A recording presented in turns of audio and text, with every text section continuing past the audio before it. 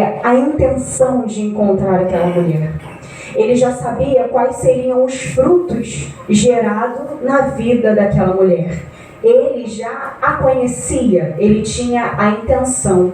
A sua soberania ali era tão grande, a soberania do Senhor ela é tão grande que ele já sabia quais seriam os frutos agregados na vida daquela mulher através daquele encontro, através daquele simples diálogo, né? O que me chama muito a atenção é que lá no versículo 6 fala, né, que ela tinha ido a buscar água por volta da hora sexta, que é ali aproximadamente meio-dia. No contexto histórico, a gente sabe que o sol é quente e ela ia exatamente a meio-dia. Então ela já tinha um problema. Era um problema. Todas as mulheres se reuniam e ia assim que amanhecia. Era cedo. Então elas iam justamente para pegar a água, para que a água durasse o decorrer do dia. Mas ela não. Ela tinha um problema ali, vivido por ela, em que ela não se misturava com as outras mulheres. A gente vê mais à frente, né, o testemunho de vida dela, e de repente era exatamente por isso. As outras mulheres não queriam estar próximas dela, justamente pela vida que ela tinha, pelo testemunho que ela gerava naquela cidade. E era exatamente isso, ela ia buscar a água exatamente no período mais quente, né? Ela ia até o poço exatamente ao meio-dia. Só que era nesse horário improvável, né, de que a pessoa iria até o poço, que era a hora que o Senhor iria encontrar com ela. Então existe, por mais que a gente esteja passando por um problema, por uma dificuldade, a hora mais improvável da nossa vida em que a gente esteja vivendo a maior aflição e ansiedade, é nessa hora que o Senhor ele vem nos socorrer. Embora a gente olhe para um lado e para o outro e nós não enxergamos de onde vai vir o socorro, é nessa hora que o Senhor aparece. Na hora mais improvável. Pode ser no sol, pode ser na chuva, mas o Senhor ele vai vir ao nosso encontro. Amém? Mais na frente, né, no versículo 7, no versículo 8, só para fixar um pouquinho, né? Aonde tinha ido os discípulos? Os discípulos haviam ido comprar comida. Não vou falar muito desse versículo agora não, a gente vai falar dele um pouquinho mais na frente, mas guarda aí, fixa eles com vocês. Porque os seus discípulos tinham ido à cidade comprar comida. Continuando lá no versículo 9. Disse-lhe, pois, a mulher samaritana: como sendo tu, judeus, me pede de beber a mim, que sou mulher samaritana? Porque os judeus não se comunicavam com os samaritanos. Jesus respondeu e disse-lhe: se tu conheceras o dom de Deus, e quem é que te diz, dai-me de beber, tu lhes pediria, e ele te daria a água viva. Quando o Senhor fala dessa água viva, no versículo 11, começa a surgir um interesse dessa mulher. Porque ela está indo todos os dias para buscar água no poço, faça sol, faça chuva, e o caminho é longo, vai ela com o seu cântaro, e aquilo surge nela um interesse de saber da onde vem uma água, né, viva, em que eu não vou precisar sair da minha casa para poder me refrescar, para poder beber água, para poder utilizar dessa água. E ela fala: és tu maior do que Jacó, nosso pai, que nos deu o poço, bebendo ele próprio dele, seus filhos e seu gado? E Jesus fala: qualquer que beber desta água tornará a ter sede, mas aquele que beber da água que eu lhe der nunca terá sede, porque a água que eu lhe der se fará nele uma fonte de água a jorrar para a vida eterna. Aleluia. Água viva. Água viva é o nosso Senhor. Senhor Jesus, ele é uma fonte inesgotável, é uma fonte abundante, não tem fim. Nele você bebe, todo dia você aprende e nunca acaba. Aleluia. E hoje o ser humano, infelizmente, mesmo tendo uma fonte inesgotável, abundante, o ser humano ainda quer cavar poços. E eu estava vendo sobre isso e é exatamente escassez espiritual. Enquanto a gente tem um Senhor que é fonte de vida, fonte que cessa toda a nossa sede, toda a nossa fome, o ser humano ainda tem escassez espiritual. E lá em Jeremias, no capítulo 2, no versículo 13, fala exatamente assim: porque o meu povo fez duas maldades. A mim me deixaram um manancial de águas vivas e cavaram cisternas rotas que não retêm as águas. E é exatamente o que a gente vive hoje. As pessoas estão preocupadas com malabarismo gospel, com entretenimento dentro da igreja, e a gente não precisa de nada disso. A gente não precisa ter uma mídia, a gente não precisa ter luzes apagadas, a gente não precisa, a gente tem a fonte. A fonte do Senhor Jesus que jorra através da palavra. É necessário que a gente tenha intimidade com o Senhor através da palavra.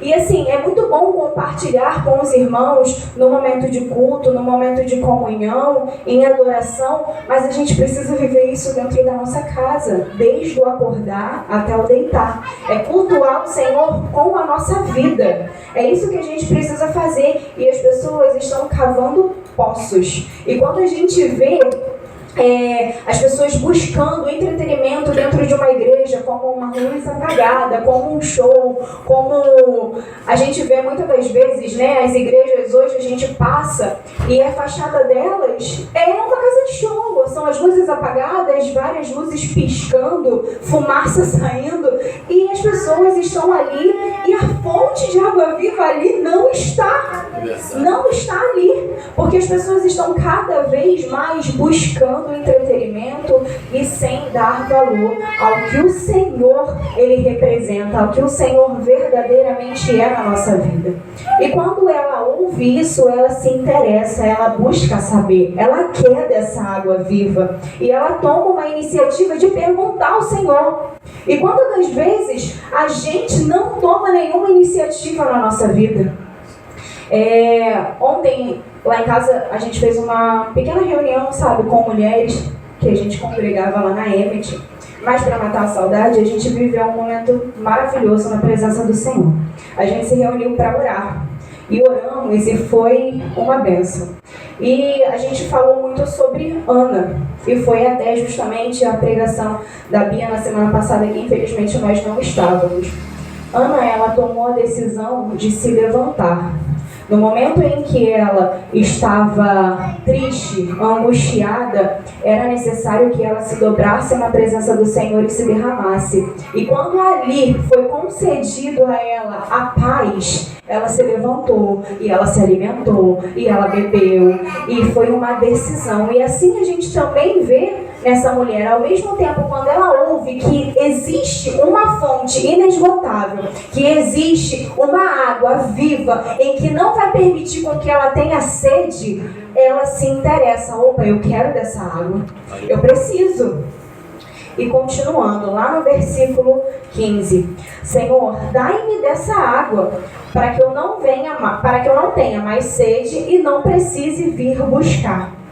Então disse o Senhor, vai, chama teu marido e vem cá. E a mulher disse, não tenho marido. Disse o Senhor, disseste bem, não tenho marido, porque tiveste 5 maridos, e o que tens agora não é teu marido. Isso dissestes com verdade. Nessa hora foi uma pregação simples. Foi uma palavra direta. Não precisou de revelação, não precisou de imposição de mãos, como a gente muitas das vezes vê. Ela, de imediato ali, ela reconhece o Senhor como profeta.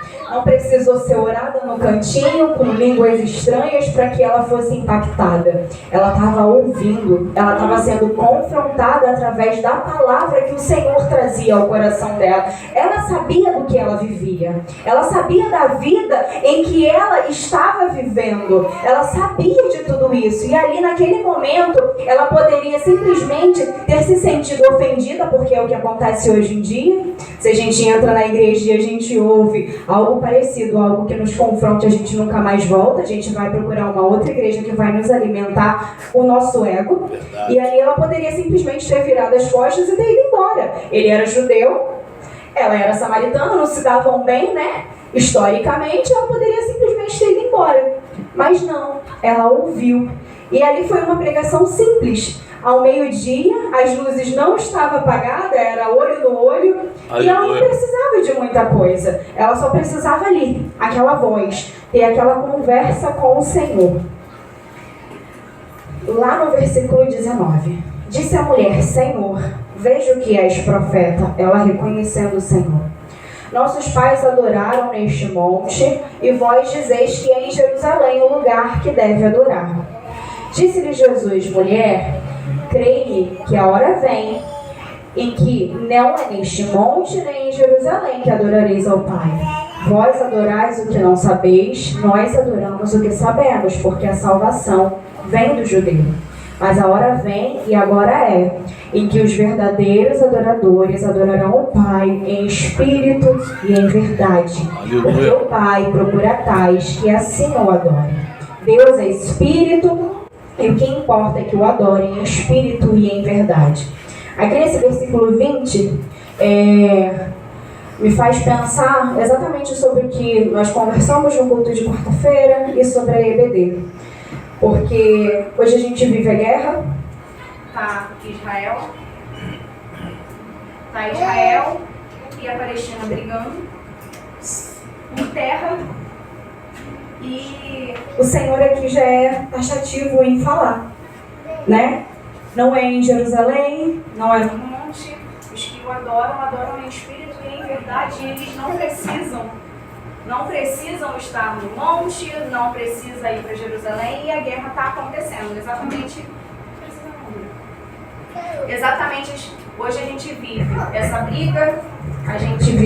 essa briga, Israel, Palestina, todo mundo brigando, e o Senhor dizendo o tempo todo, já lá no passado: os verdadeiros adorarão o Pai em espírito e em verdade. Aleluia. Adorarão o Pai em espírito e em verdade. Não é nesse monte ou em Jerusalém. A gente pode adorar o Senhor dentro da nossa casa. Aleluia. A oração que o Senhor nos ensina é entrando na porta, entrando no nosso quarto, fechando a porta e tendo intimidade com Ele. A gente traz isso para dentro da igreja, mas o nosso culto diário, ele é dentro da nossa casa. E a gente precisa tomar essa consciência, né? E no 25 a mulher diz: eu sei que o Senhor, que o Messias, que se chama o Cristo, vem. Quando Ele vier, nos anunciará tudo. E para mim, essa é a parte mais bonita de toda a mensagem. É quando o Senhor se revela verdadeiramente a ela. E Ele fala: eu sou, eu que falo contigo. E o Senhor, Ele se revela a ela da mesma forma que Deus falou com Moisés. Quando Moisés tinha medo, né, de como se apresentaria para o povo, como anunciaria, e ele falou: vai falar, porque eu o sou. E da mesma forma que o Senhor Jesus se apresentou àquela mulher, o Senhor também se apresentou, Deus também se apresentou a Moisés. E para mim é a parte mais bonita, porque, como a gente disse, né, não precisou de muita revelação, não precisou de um impacto tão profundo. Ele foi simples nas palavras, porém ele atingiu exatamente o coração daquela mulher. Ele fez ela pensar exatamente no que ela estava vivendo, qual era a atitude dela, porque ela tinha tido 5 maridos e o que tinha agora não era dela, e ele foi ali taxativo no que ela vivia, e ali ela permaneceu porque ela queria saber, ela queria o conhecer, e o Senhor se revelou a ela. Talvez se ela tivesse tomado a iniciativa de se retirar porque tinha se sentido ofendida com a palavra que o Senhor havia trazido a ela, ela não teria conhecido verdadeiramente o Senhor. Ela teria perdido a oportunidade de estar ali, frente a frente, com eu sou, o Senhor do Senhor, o meu Deus. Aleluia. Eu lembro que eu falei lá no versículo 8 sobre os discípulos. Então, os discípulos voltam. E os discípulos voltam o quê? Com a comida. Eles tinham ido buscar comida. E a realidade é essa. Eles foram, trouxeram comida. Mas quantas almas no caminho eles trouxeram? Nenhuma. Eles estavam com o Senhor o tempo todo. Porém, não alcançaram aquilo que aquela mulher alcançou. Porque mais na frente a gente vê o que ela cumpriu. A gente vê o quanto ela entendeu da palavra do Senhor. E os discípulos, eles foram, simplesmente seguiram uma ordem. Vão comprar comida. E foram. E trouxeram simplesmente a comida. Nenhuma alma foi alimentada por eles pela palavra naquela ocasião. E da mesma forma que a gente faz essa analogia com os discípulos que foram buscar a comida, a gente também faz uma breve analogia com Nicodemos. Nicodemos também teve um encontro com o Senhor. Porém, qual foi o fruto daquele encontro? Foi o mesmo que a mulher samaritana? Ele o reconheceu assim, de imediato? Ele não o reconheceu. E olha que Nicodemos era mestre de Israel. Ele tinha conhecimento das Escrituras, mas ele não conheceu, ele não alcançou o mistério da vinda do Senhor. E essa mulher, ela alcançou. E a gente falava, né, sobre mulheres. Uma casa que tem uma mulher curada é uma casa curada. A gente tem esse poder através de joelho no chão e através de oração. Uma casa que tem uma mulher restaurada tem um lar restaurado. Porque quando a gente entende esse propósito, assim como a mulher ela entendeu que ela tinha um propósito, que ela tinha um valor e que ela o reconheceu ali como Senhor dos Senhores, ela voltou. E o cântaro, que era tão importante para que ela buscasse água, ficou de lado. Ela não se lembrou mais do cântaro. Por que ela não se lembrou mais do cântaro? Porque ela já jorrava. Ela já jorrava água viva, porque ela ouviu, ela teve interesse. Ela buscou essa água. E foi um encontro que ressignificou a vida dessa mulher.